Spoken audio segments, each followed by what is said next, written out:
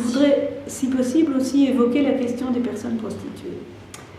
Le planning familial, et j'étais à ce moment-là au planning, je ne sais pas si j'étais à la Confédé ou à l'AD, je pense que c'est à l'AD à l'époque, a été bouleversé par la révolte des personnes prostituées contre les proxénètes à Grenoble, je n'ai pas l'année en tête, mais fin des années 70. À partir de ce moment-là, au planning, on avait toujours reçu des personnes prostituées qui venaient pour contraception ou pour avortement. Donc on en connaissait, on était en contact avec certaines d'entre elles.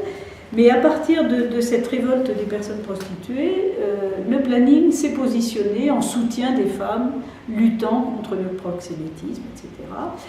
Simone Yves s'est beaucoup impliquée et rue des Colonnes est devenue un endroit où se retrouvaient des personnes prostituées. Et comme moi je faisais mon va-et-vient Vivienne-Colonne, j'ai appris à connaître quelques-unes d'entre elles très bien. Ah, Marie-France, t'arrives, etc. Très bien. Et c'était les années avant 1981, tu vois, c'était 79, 80. Et là, je peux le dire comme ça, Simone leur expliquait, elles n'avaient aucun droit social, ces femmes. Elles étaient vraiment considérées comme des moins que rien, elles n'existaient nulle part. Donc elles avaient des revendications et Simone soutenait, nous soutenions leurs revendications, l'accès aux droits sociaux normaux d'une citoyenne française. Et Simone leur dit, votez à gauche, on obtiendra tout ça. Bon. Donc, la gauche arrive et au lendemain de l'installation de la gauche, Simone Yves est appelée au cabinet de la ministre, Yvette Roudy, et nos amies prostituées disent... Alors elles avaient créé une association qui s'appelait Macadam, avec un téléphone qui était ici dans cette pièce à l'époque. Et d'ailleurs, quelquefois, je ne sais pas comment, je me retrouvais avec leur téléphone, elles allaient chercher du café ou je ne sais pas quoi. Et j'ai toujours été étonnée parce que je n'ai jamais reçu au téléphone que des hommes qui me disaient « Alors ma petite, écoute, je peux te sortir de là ». J'ai jamais entendu une femme prostituée qui parlait de ses problèmes. C'était tous des mecs qui téléphonaient à ce téléphone.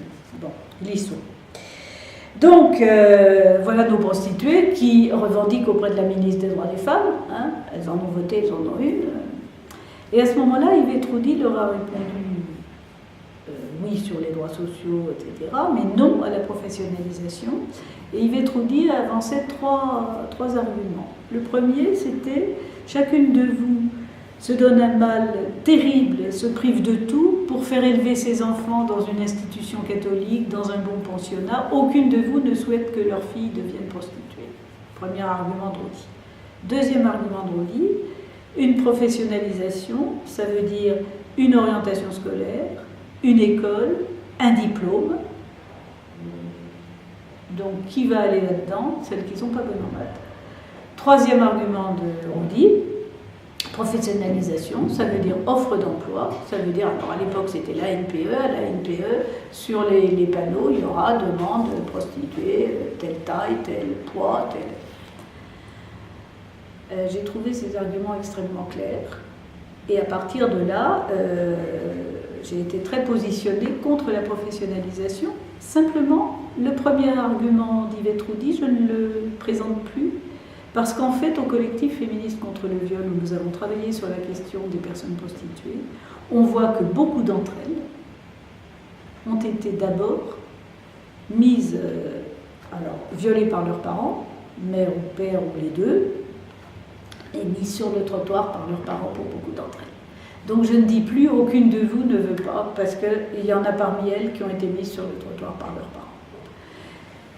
Mais j'ai eu une très grande souffrance de voir le gouffre qui s'est créé, notamment entre Simone et moi, sur cette question de la prostitution. Et je pense que la position actuelle de la Confédération nationale, pour moi, a été une stupeur.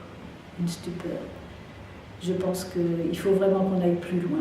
La libre disposition de son corps, c'est un consentement, il doit être libre et éclairé. Et quand on a été massacré par la violence, on n'a pas de consentement libre et éclairé.